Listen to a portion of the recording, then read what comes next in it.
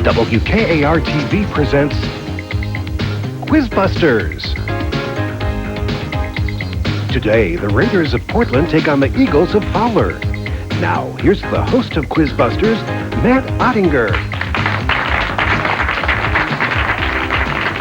Hi, thank you. Hello, everybody. Welcome again to QuizBusters, 30 minutes of fast-paced challenge and excitement. We hope you'll be playing along at home with our two teams of QuizBusters who've managed to qualify for the tournament by virtue of having won their first round games, I think in both cases. We'll check that in a minute. But first, let's meet the team, starting with the Raiders of Portland.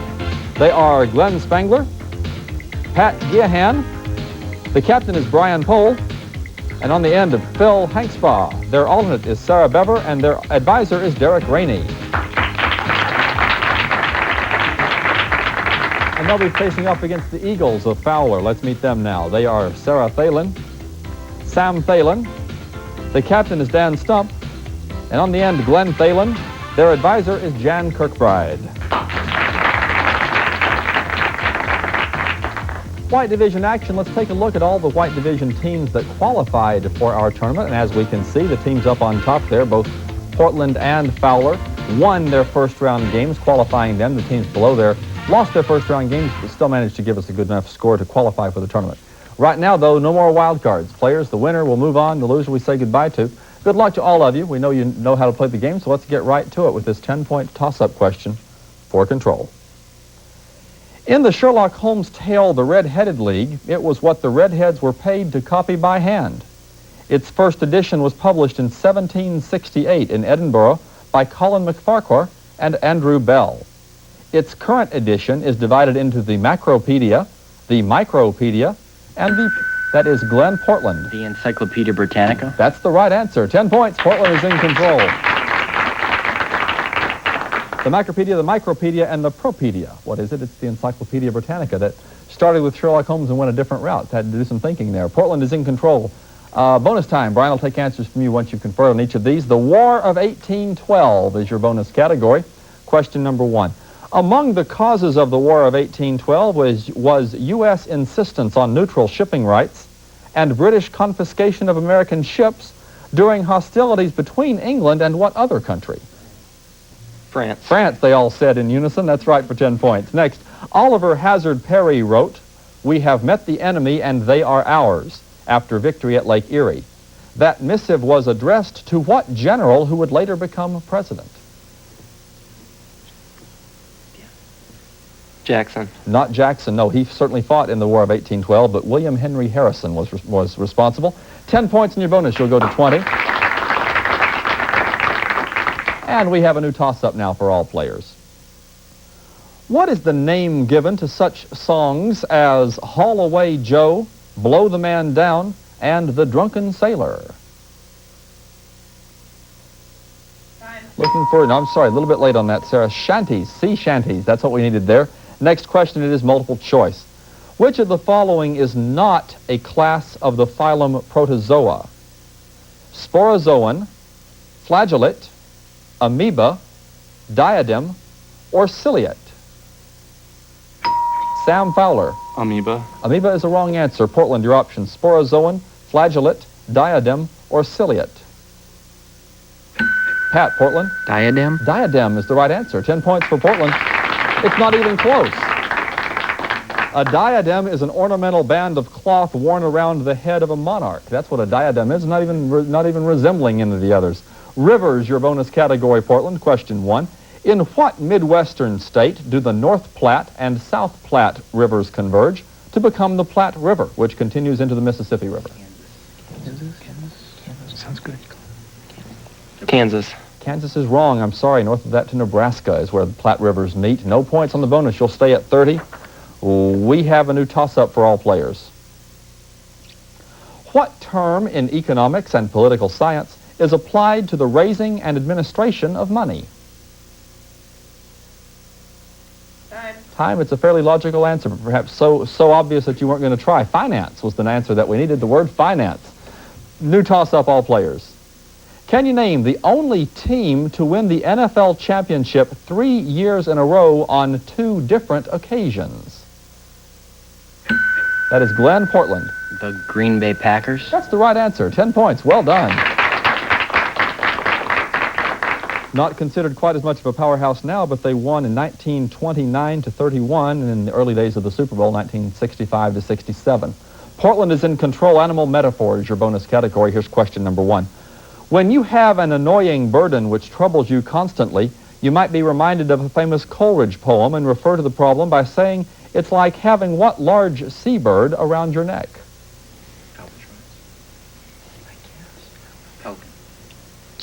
An albatross. An albatross around your neck, the rhyme of the ancient mariner. That's right, for 10 points. Next, the Romans associated the hot, muggy days of summer with the influence of a particular star which is high in the sky during that time. From those ancient times, we get what two-word animal phrase to describe this hot, muggy period? Dog days. The dog days of summer. Sirius, the dog star. That's right, for 10 points. And finally, if you're a fan of hard rocker Meatloaf, then you'll know the expression used to describe speedy exits that features a winged mammal. What is that phrase? Bat out of hell. Bat out of hell is right. You know your music. 20 points in the sweep of the category. That's well done. You never know what kind of information might prove important to you on the QuizBusters program. We'll have some heavy metal every once in a while, and Brian knew that one without any trouble whatsoever. Scored the full 50, giving your team 80, but we've got 120 points at stake as we play our first pop quiz. It is one-on-one action, and your letter combination this time around is SNA. SNA will begin all correct responses. We'll start with Glenn from Portland and Sarah from Fowler. A very light, hurried meal, especially, Glenn? Snack. Especially one eaten between regular meals. A snack is right. Next. Any of several food or game fish growing up to 3 feet in length and living in warm seas. Time. Those are snappers. Snapper, the word we needed there. Finally, to seize suddenly, especially without permission. Glenn? Snag. Snag is good. Snatch would also work. That's good for 10. Glenn took 2 of those, taking Portland to 100. Pat from Portland and Sam from Fowler. Any of several limbless reptiles with epidermal... Pat? Snake. Epidermal scales move by alternately contracting and stretching the body segment. That's a snake. Next. A photograph taken with a very short exposure. You, Sam? Snapshot. Snapshot is right for 10 points, usually of unposed subject. That puts Fowler on the board. And finally, a device, usually a slipped noose, used for catching birds and animals. Pat? A snare. A snare. That's right. Pat took 2 of those. The captains, Brian from Portland, Dan from Fowler. A river rising in northwest Wyoming, crossing Idaho, and flowing through parts...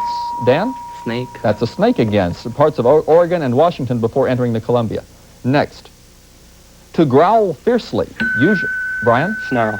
Usually with bared teeth. That's snarl. That's right for 10 points. Finally, a flowering garden plant of Mediterranean origin with lipped petals that meet tightly. Brian? Snapdragon. Snapdragon. Very well done. That's right for 10 points, and Brian took a pair of those. Phil from Portland and Glenn from Fowler. A gastropod mollusk with a... Phil? Snail. Spiral protective shell. Snail is right for 10 points. Next. The 4-word phrase for a secret, treacherous enemy, especially a secretly faithless friend. Time. Another animal metaphor. I think Brian would like to have had that one. Snake in the grass, we call that. Finally, a small percussion instrument hung with its... Phil? Snare drum. A snare drum. It heads horizontal at the drummer's side. That's the pop quiz. Well done. Each of the Portland players took 2 on that, scoring 80 for Portland. Fowler got a couple. They're on the board. We have a new toss-up now for all players. According to studies during its first year on the air in the early 70s, children who watched what PBS... Brian? Portland. Sesame Street. That's right. 10 points for Portland. You're in control once again. Going from heavy rockers to public television, all sorts of things in this little program today. Portland is in control. French authors, your bonus category. I'll name a literary work originally written in French. You name the author of each work. First, The Hunchback of Notre Dame.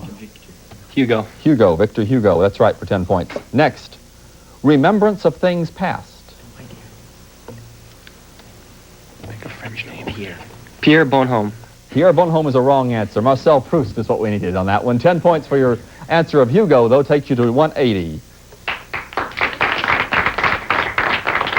We have a new toss-up now for all players. Two well-known kinds of insects comprise the order Lepidoptera. What?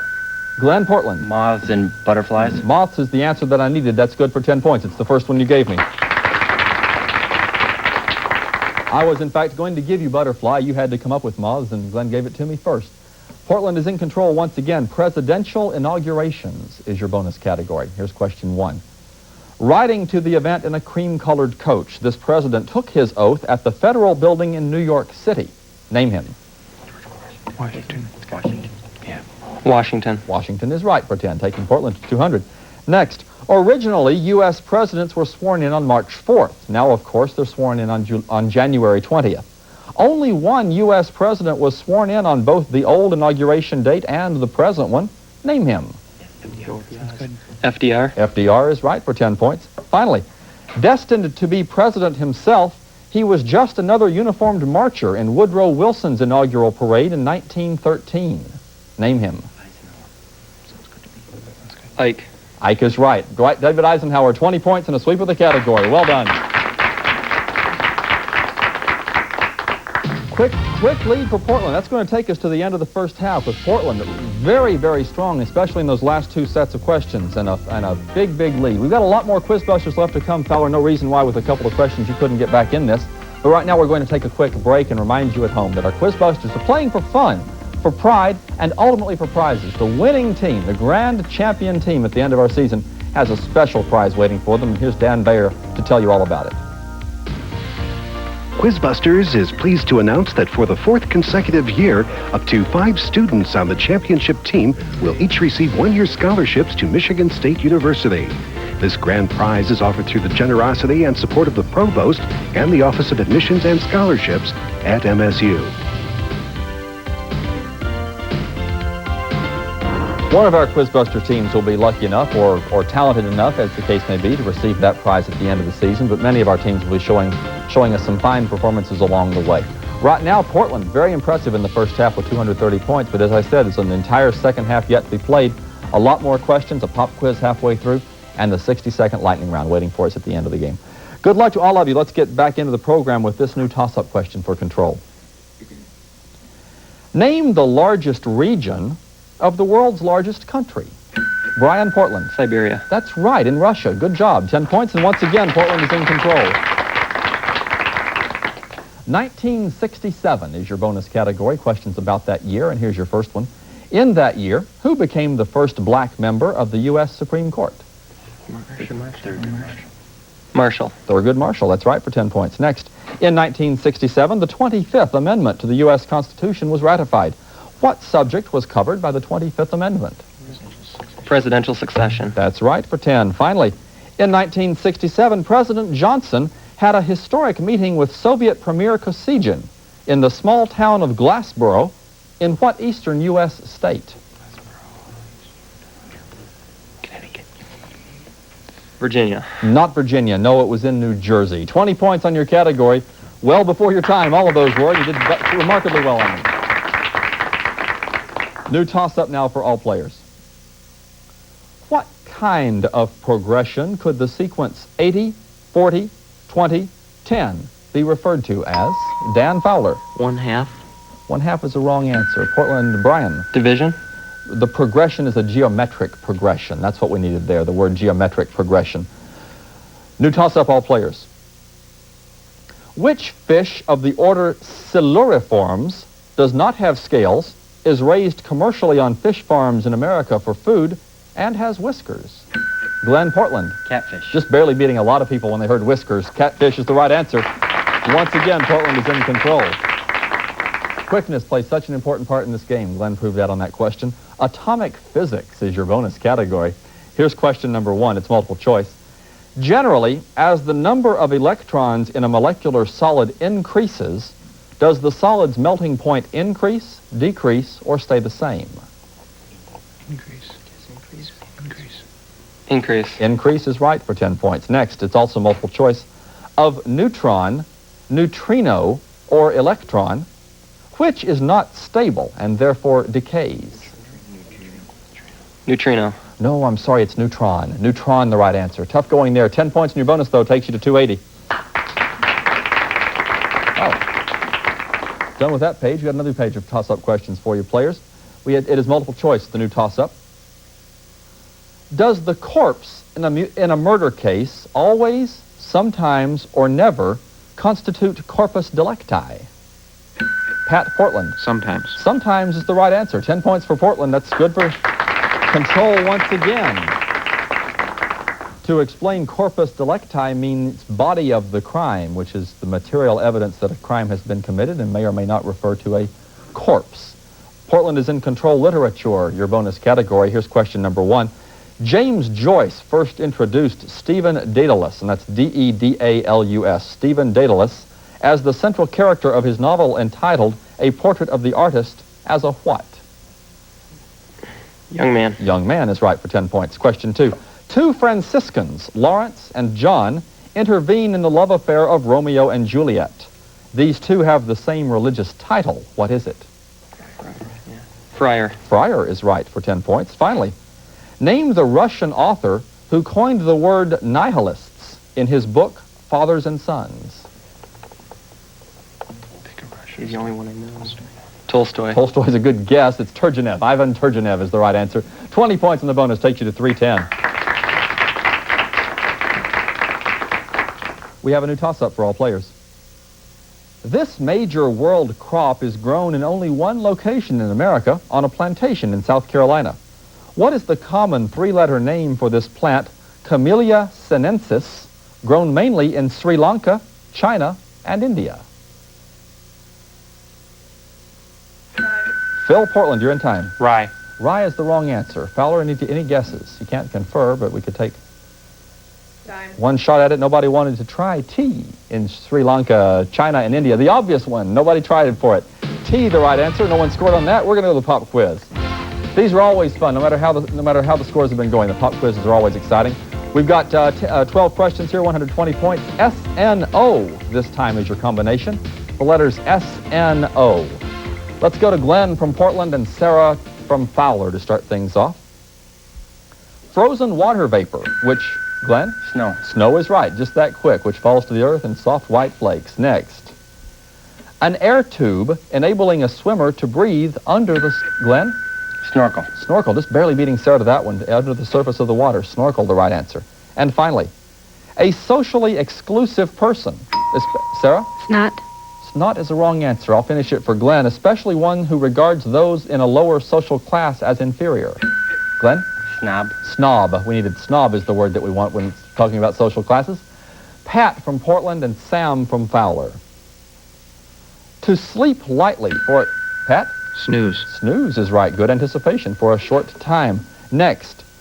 The title character of Walt Disney's first full... Pat? Snow White. And the Seven Dwarfs, first full-length animated picture. Finally, the nose of a hog or of various... Sam? No.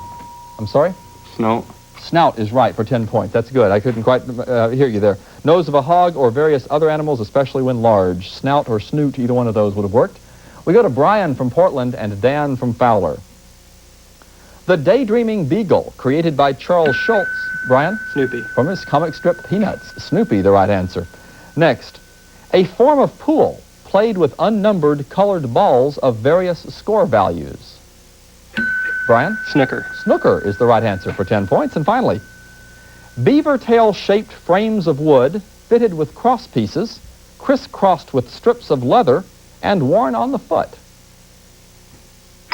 Dan? Snowshoes. Snowshoes. That's the answer that I needed. That's good for 10 points. Sometimes the most obvious ones can prove to be the toughest.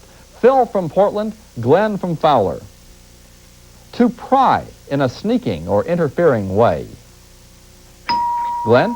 Snoop. Snoop is right. That's good for 10. Next, the Hans Christian Andersen fairy tale in which the title character's icy heart is melted by the presence of true love.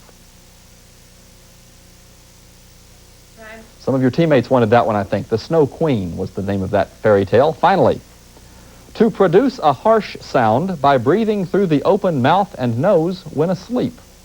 Phil? Snore. Snore. That's right. It's obvious that the last word is asleep. That's good for 10 points. That's the pop quiz.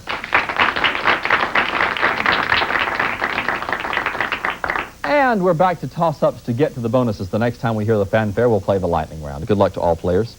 Here's the toss-up. If the value of the discriminant of a second-degree equation is greater than 0, the equation will graph as what conic section? Glenn, Portland. Parabola. Parabola is right. 10 points. Portland's at 400. Greek myths and legends is your bonus category as Portland goes to 400. Question number 1 is multiple choice. The Trojans, the Amazons, the Spartans, the Olympians, or the Centaurs? The Titans were overthrown by which group? Centaurs. Centaurs? Yes. The Centaurs. No, the Titans were pre-Olympian gods. The Olympians overthrew the Titans. That's the way that worked. No points on the bonus. You will stay at 400. We have a new toss-up for all players. We use this word to refer to a social get-together. It originally meant an Algonquin or Pennsylvania Dutch medicine man. Identify the rhyming two-syllable word. Time. Sorry, Dan, the timer got you on that one. Powwow is what we wanted. Powwow. Next question. Napoleon needed the money. His attempts at creation of a colonial... Brian, Portland. The Louisiana Purchase. He sold Louisiana to the United States. That's right for 10 points. Well done. Had a lot of history there to give you. He did not want an American alliance with Great Britain. He has attempted at creating a colonial empire in America, have been thwarted. Lots of reasons. Portland in control. The British, your bonus category. Here's question number 1. According to legend, Lady Godiva rode through the streets of an English village naked in protest of an unfair tax. In what village is this event said to have happened?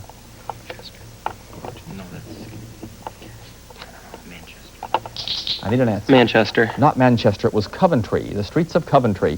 No points on that. You'll stay at 410. We have a new toss-up for all players. French poets Charles Baudelaire and Stephen Mallarme were capable contributors to the symbolist movement in literature in the 19th century. Both poets developed a strong interest in the writings of Americans. They felt that this one such writer was a poetic genius who was misunderstood by the society in which he lived. Brian, Portland. Poe. Poe is right. Well done. That's good for 10 points. Who was this rather dark-natured, mysterious American writer? Edgar Allan Poe. Portland in control. Quotations. Fill in the blank. That's what you'll do in each case. And here's your first question.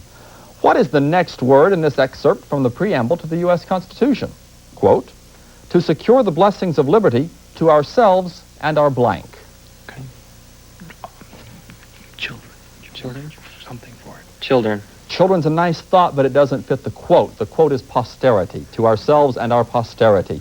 That's the word that we needed, and of course it's an exact quote, so we had to take it. No points there. You'll stay at 420. We have a new toss-up for all players. An expression meaning sixth hour gives us what familiar Spanish concept? Pat, Portland. Siesta. Siesta is right. Well solved. That's good for 10 points. Portland's proving they're both quick on the buzzer and able to figure things out when the question doesn't give them all the information that you would expect. Algebra is your bonus category. You'll want your pens for these. Question 1. If f of x equals x cubed plus x squared minus 10, what is f of 2? 2. 2 is right. That's good for 10 points. Next question. How many complex number solutions does the following function have? F of x equals 2x to the fourth power minus x cubed plus 3x squared plus 3.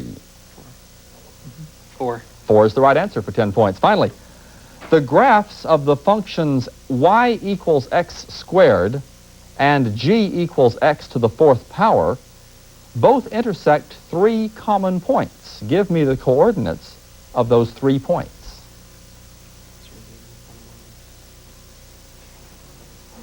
0, 0. 0, 0 is correct. 1, 1. 1, 1 is correct. Negative 1, 0. 1, 0. That's wrong. All of those were wrong, as a matter of fact. It's -1, +1. That was the one that you needed to complete the sequence. Still 20 points in your bonus. A good try. Well done. Let's play the lightning round. 60 seconds of fun for the lightning round questions. The players give me a correct answer. We add 10 points to the scores. If they're wrong, though, we'll subtract 10 and move on to the next question. Portland at 450, Fowler at 50. We've got 60 seconds of questions. Let's have some fun with this. Players give me 60 seconds on the clock. The lightning round begins now. Alpha, beta, delta, and theta waves are found in what part of your body? Glenn Fowler. Brain. Right. What famous American invented bifocal glasses and a... Phil. Benjamin Franklin. Right. What phrase for an impossible situation comes from the title of a Joseph Heller novel? Time. Who wrote Leaves of Grass? Time. Which continent is known as the Dark Continent? Glenn Portland. Africa. Right. What is the first name of television's Mr. Rogers?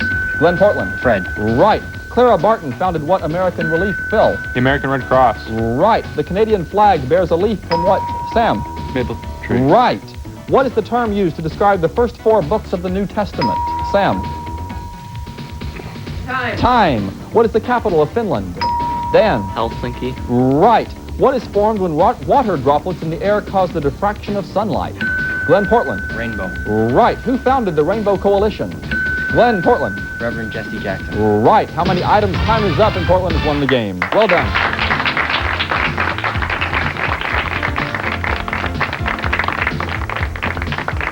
We had 2 where our QuizBusters just sort of stared at me on. I'll answer them for you. The phrase for an impossible situation comes from the title of the Joseph Heller novel, Catch-22. Yeah, you've heard the concept, and that's the book that it's from. Walt Whitman wrote Leaves of Grass. We thought that would be a little easier than just getting all 8 of you looking at us on that one. And the first 4 books of the New Testament are the Gospels. That's the answer that we needed there. Fowler, it was one of those situations where you just didn't really have a chance to play a lot, unfortunately. They were just so quick on the buzzers, and as I said, even on the complicated questions, they were able to puzzle them together. We thank you, though, for coming down. Congratulations on winning your first round game. Let's have a hand for the Eagles of Fowler.